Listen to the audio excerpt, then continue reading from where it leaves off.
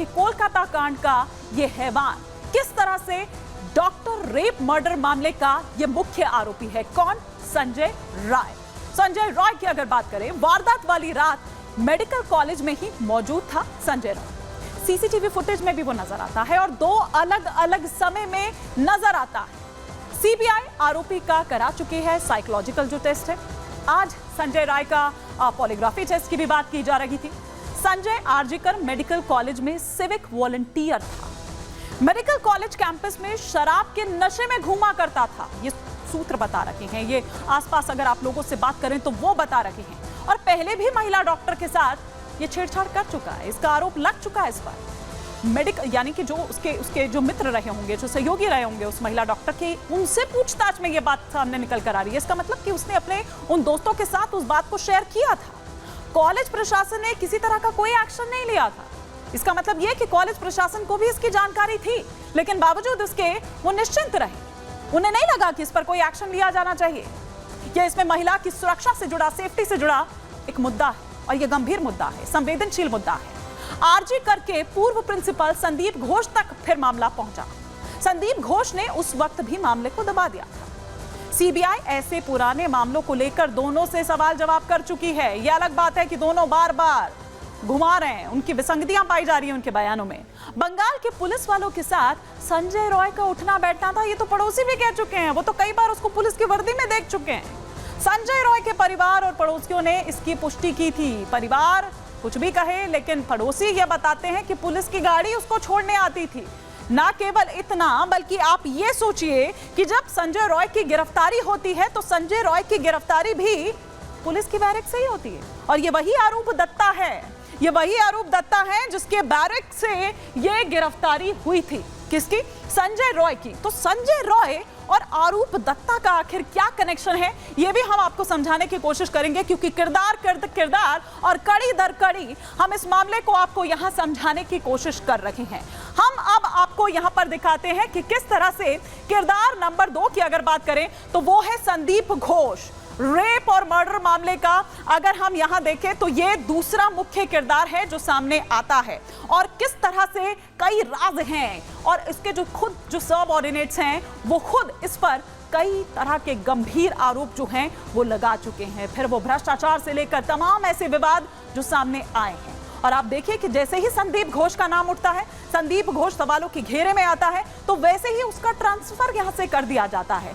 इसको लेकर भी सवाल उठा कि आखिर कैसे आप जांच के बीच में जिस पर आरोप लग रहे हैं, जिसकी भूमिका संदेह के घेरे में है, और वो इस कदर निष्क्रिय, अगर तमाम बातें पहले से ही पता थी, आखिर क्यों? तो ये किरदार नंबर 2 जो हम यहां आपको दिखा रखे हैं। 5 दिन में सीबीआई ने पूर्व प्रिंसिपल से 64 घंटे तक पूछताछ की। जी हां, और आज 6वें दिन भी आप देखिए कि वो पूछताछ चल रही है। सेमिनार हॉल के पास कंस्ट्रक्शन कराने पर घिरा हुआ था संदीप। तो ये हम आपको बता रहे हैं, प्रदर्शन कर रहे छात्रों के लिए करा रहा था कंस्ट्रक्शन।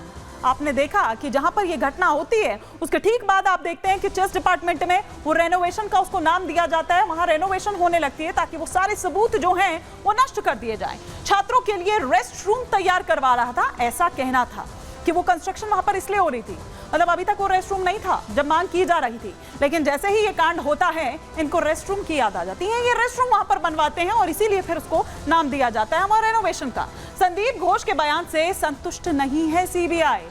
सीबीआई ये कह रही है कि लगातार बयान में जो विरोधाभास है वो देखा जा रहा है। सीबीआई के कई सवालों के ऐसे ही गोलमोल जवाब दिए संदीप घोष ने। ये वो किरदार नंबर 2 है। सीबीआई संदीप घोष का पॉलीग्राफी टेस्ट करा सकती है। यह माना जा रहा है कि इस टेस्ट के बाद वो तमाम सवालों के जवाब भी मिल जाएंगे जो ये गोलमोल दे रहा है, ये अब तक नहीं मिल पाए हैं। कोलकाता पुलिस भी संदीप पर कस रही है शिकंजा, लेकिन अब कस रही है, पहले नहीं कसा, पहले जाने दिया गया। किस तरह से वो भी हम आपको बताएंगे। लेकिन संदीप घोष के खिलाफ भ्रष्टाचार के भी कई मामले दर्ज हैं। इस तरह के पहले भी कई मामले सामने आए, लेकिन तब पुलिस ने कुछ नहीं कहा या कुछ नहीं किया, लेकिन अब वो शिकंजा कस रही है। कोलकाता पुलिस भी संदीप से करेगी पूछताछ। अब ये देखना होगा कि किस मामले में पूछताछ करती है, पहले क्यों नहीं ये पूछताछ की गई। पुलिस तो सवालों के घेरे में है ही, पुलिस तो सवालों के घेरे में है ही। तो ये हम आपको दिखा रहे हैं कि राज बेशुमार है, ये दूसरा किरदार है। और दूसरा किरदार कौन है ये है संदीप घोष। लेकिन इस वक्त एक और तस्वीर मैं आपको दिखाती हूं। ये शुभेंदु अधिकारी, आप यहां पर देख रहे हैं कि मार्च किया जा रहा है, इंसाफ की मांग लगातार की जा रही है। ये तस्वीरें हम आपको दिखा रहे हैं, तख्तियां लिए आगे बढ़ते हुए वी वांट जस्टिस के नारे। उधर डॉक्टर्स तो लगाते ही हैं, लेकिन यहां शुभेंदु अधिकारी, तमाम जो उनके सपोर्टर्स हैं, कुछ और संगठन जो हैं जिनका साथ उनको मिला है, वो इस वक्त सड़कों पर हैं। वो तख्ती लिए आगे बढ़ते हुए उस बेटी के लिए न्याय की मांग यहां पर कर रहे हैं।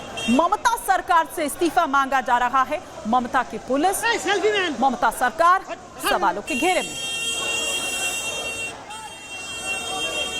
हमारे सहयोगी जतिन इस वक्त हमारे साथ जुड़ चुके हैं। जतिन, मार्च और प्रदर्शन तो हम लगातार यहां पर देख रहे हैं कि हो रहे हैं, लेकिन क्या इसका कोई असर होता नजर आ रहा है? क्योंकि सरकार तो ऐसा लग रहा है कि वहां पर सो रही है। जी बिल्कुल, देखिए 10 दिन होने को हैं लगभग, और आप देखेंगे कि कोई भी तस्वीर बदली नहीं है।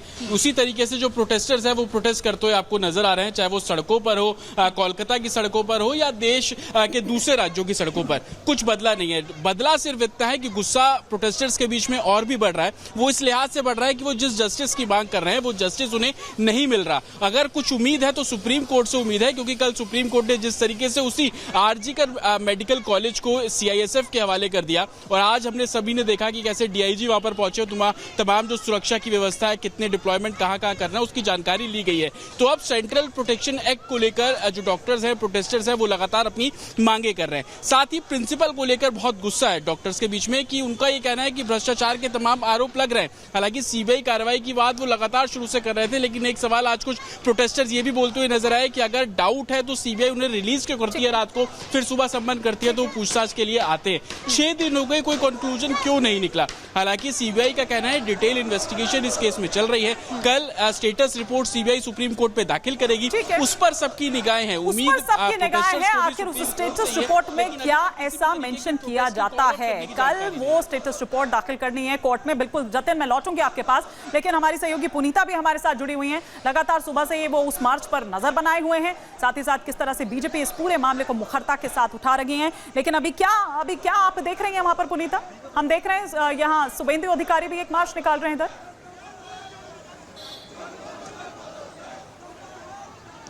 देखिए हिमानी, अभी जो प्रोटेस्ट चल रहा था यहाँ पर ट्रेनी डॉक्टर्स का, वो अभी फिलहाल खत्म हो चुका है, क्योंकि अंदर जो है आधे घंटे तक की मीटिंग चली। जो उनकी मांग थी, उन्होंने अपनी मांग जो है मेडिकल बोर्ड के सामने रखी थी। हालांकि उनकी मांगों को नहीं माना गया। हालांकि जो डॉक्टर्स थे उनका ये कहना है कि अब हम इंतजार कर रहे हैं कि कल सुप्रीम कोर्ट में क्या कुछ होता है। सुप्रीम कोर्ट की तरफ से जो भी कुछ कहा जाएगा, इसके बाद हम आगे फैसला लेंगे कि हमारी आगे की रणनीति क्या रहने वाली है। साफ तौर पर देखिए, आक्रोश जो है, नाराजगी है, सभी में देखने को मिल रही है। खास करके जो डॉक्टर्स हैं वो अपनी सुरक्षा की मांग करते हुए नजर आ रहे हैं। उनका ये कहना है कि अगर अस्पताल के अंदर इस तरीके से जघन्य वारदात होती है तो आखिर महिला सुरक्षित कहां पर है, और सवाल उठाना लाजमी भी है। क्योंकि देखिए, बार बार जिस प्रदेश की मुखिया जो है महिला होती है, उसी प्रदेश में महिलाओं के साथ बर्बरता होती है, तो सवाल उठना लाजमी है। और इसी को लेकर लगातार देखिए गुस्सा, नाराजगी ना सिर्फ डॉक्टर्स के अंदर देखने को मिल रहा है, बल्कि पूरे देश भर में जगह जगह से लगातार हम तस्वीरें आप तक पहुंचा रहे हैं। इसमें नाराजगी जो है साफ तौर पर देखने को मिल रही है, जो बर्बरता की गई है। और लगातार जिस तरीके से आप बता रहे थे कि 3 किरदार है, देखिए 3 किरदार जो अभी तक सामने आए हैं, आप यकीन मानिए कि अगर जैसे जैसे जांच का दायरा आगे बढ़ेगा, कड़ी दर कड़ी जुड़ती जाएगी। किरदार हैं वो कौन, कितने और चेहरे हैं जिनसे पर्दा उठना बाकी है। बिल्कुल पुनीता, नजर बनाए रखे। फिलहाल